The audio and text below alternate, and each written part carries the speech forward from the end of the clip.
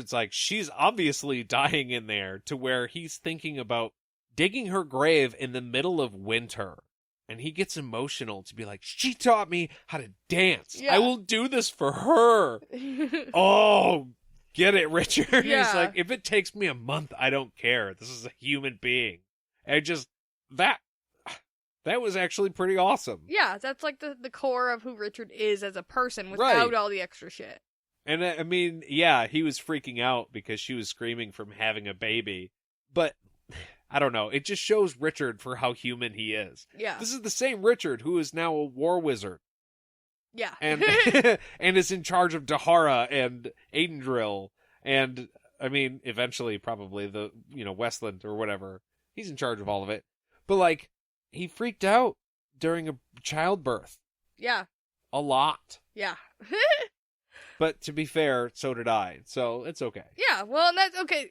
And that's why when Zed brings him the baby and he's like, bathe it, swaddle it, bring it back, Richard's resistant at first and he's like, the women should do that. Zed gives him no choice. This is woman's work. What are you doing? And at first, Richard is terrified he's going to break the baby. And I, 100% relate to that. Yeah. Our child was very, very, very, very small when we had him. Mm-hmm. And the doctors even, told me to be careful because I could break his bone, his fingers and stuff. Terrifying. Fucking scary. So I can totally relate. You don't want to break the baby. But once he started holding him, he started to smile because he realized he was holding magic. Yeah. It was Which is very touching. I will never forget the immediate moment after you gave birth to our son, Jackson, when you kind of drifted off into somewhere land. I don't know exactly what you were doing. You were relaxing because you just had a stressful time. Yeah.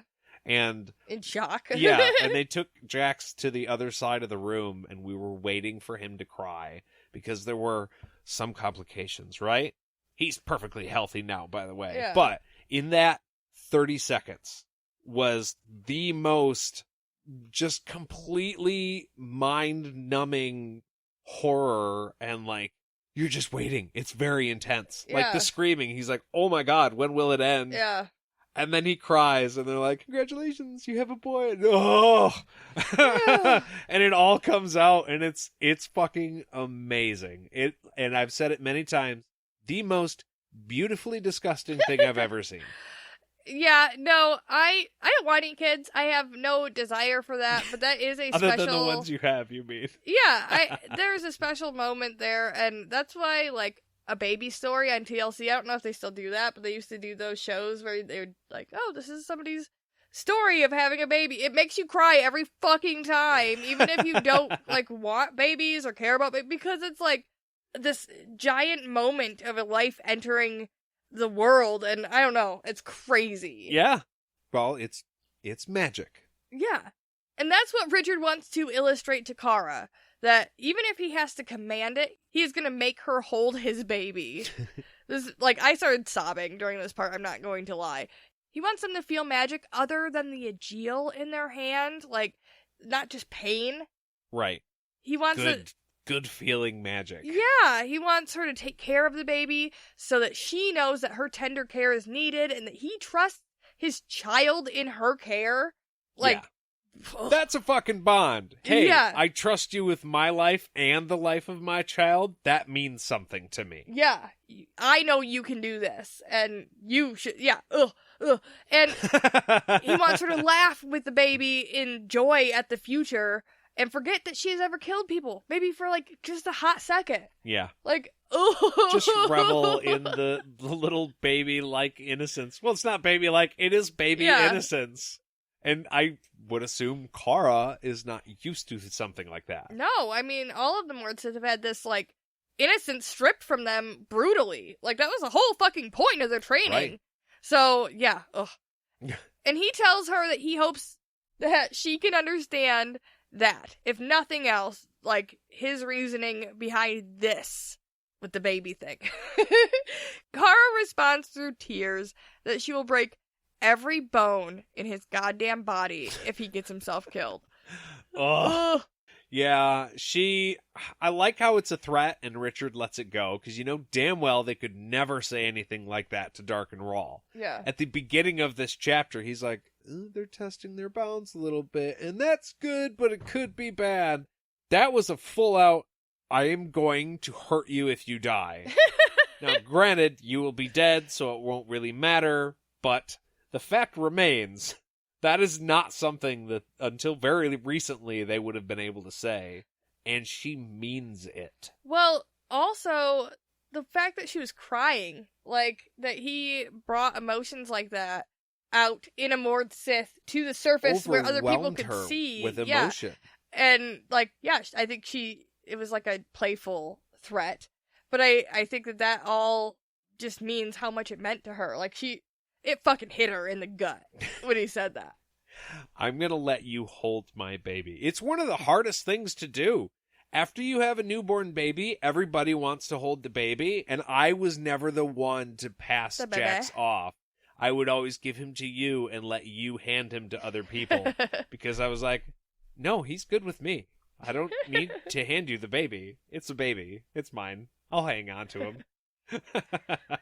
Well, you were good with him. I could never burp him because I didn't want to hit him. See, this is what I'm talking about. I couldn't burp my child because I was worried I was going to break him. Just like... I did everything for the first... month seems too long, but first couple of weeks, it was all me. And that's okay. I did it happily. Yeah, no, I relate to the breaking thing, because he was small, and yeah, fuck, you can't unbreak it. You don't want to break the baby. Yeah. I remember once, while you were pregnant, we had like a tub, and you're like, you can't make the water too hot, because you'll boil the baby, and that terrified me. I was like, fine, cold baths from now on.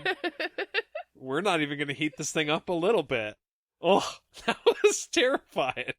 They're just little. Yeah, just little. Well, Richard reflects on how he came into all of this trying to defend the Midlands, and how he now commands its enemy, and he dismantled all of the Midlands within a day. One day. Yeah. He has turned the world upside down, and he's a little worried about how Kaylin and Zed are going to react when they get that letter. Yeah. By the way, you know the country you were technically the president of? That doesn't exist anymore, and I'm in charge. What? Oh, yeah, and then he turns to Zed. And also, I'm whiz number 1 now, so... Sorry! Take the back seat. As Richard finally falls asleep, he thinks about how great it felt to hold Kaylin last night. And how he had never been that happy. But, like, it's been a long fucking day, okay? Yeah, like, fucking, 16 chapters worth, at least.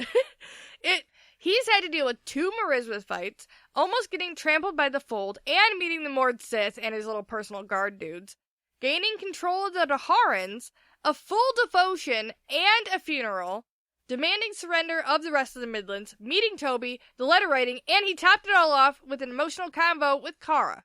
Holy shit. Holy shit is right. I would have fallen asleep a third of the way through that list.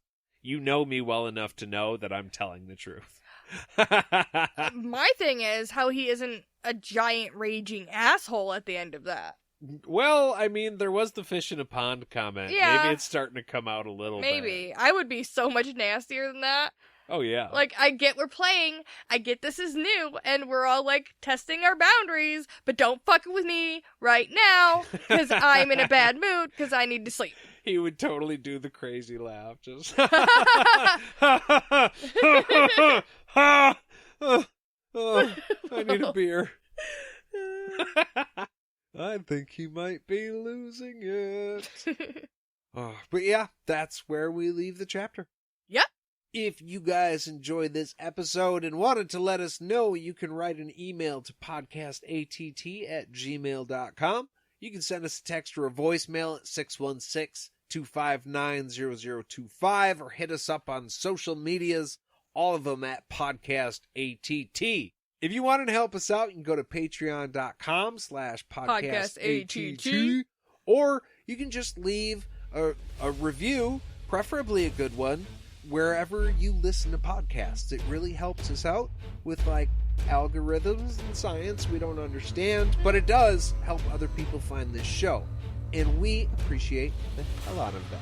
Thank you guys so much for listening. We'll see you real soon. Bye!